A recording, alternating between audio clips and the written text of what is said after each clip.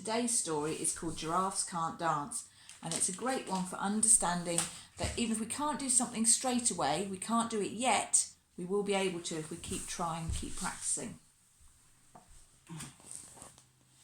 Gerald was a tall giraffe whose neck was long and slim, but his knees were awfully bendy and his legs were rather thin.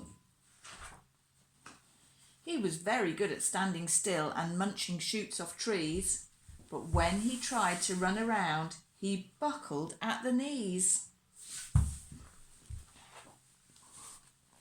Now every year in Africa they hold the jungle dance, where every single animal turns up to skip and prance. And this year when the day arrived, poor Gerald felt so sad, because when it came to dancing, he was really very bad.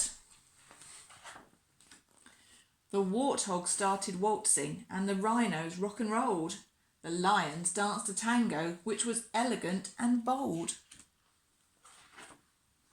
The chimps all did a cha-cha with a very Latin feel, and 8 baboons then teamed up for a splendid Scottish reel. Gerald swallowed bravely as he walked towards the floor, but the lions saw him coming and they soon began to roar. "Hey, look at clumsy Gerald," the animals all laughed. "Giraffes can't dance, you silly fool. Oh, Gerald, don't be daft."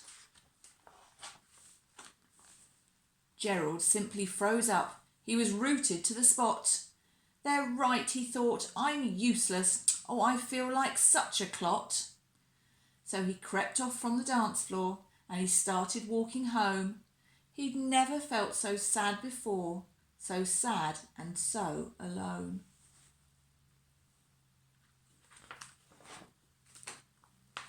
Then he found a little clearing and he looked up at the sky. "The moon can be so beautiful," he whispered with a sigh. "Excuse me," coughed a cricket, who'd seen Gerald earlier on, "but sometimes when you're different, you just need a different song." Listen to the swaying grass and listen to the trees. To me, the sweetest music is those branches in the breeze. So imagine that lovely moon is playing just for you. Everything makes music if you really want it to. With that, the cricket smiled and picked up his violin. Then Gerald felt his body do the most amazing thing. His hooves had started shuffling, making circles on the ground. His neck was gently swaying and his tail was swishing round.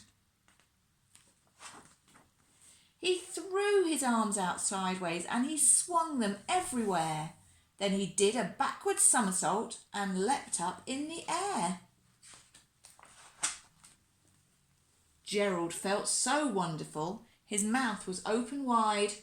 "I am dancing, yes, I'm dancing, I am dancing," Gerald cried.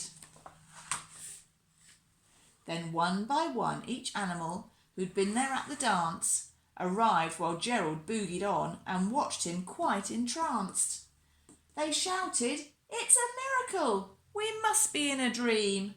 Gerald's the best dancer that we've ever seen." "How is it you can dance like that? Please, Gerald, tell us how." But Gerald simply twizzled round and finished with a bow.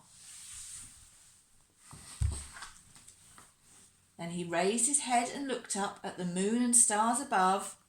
"We all can dance," he said, "when we find music that we love."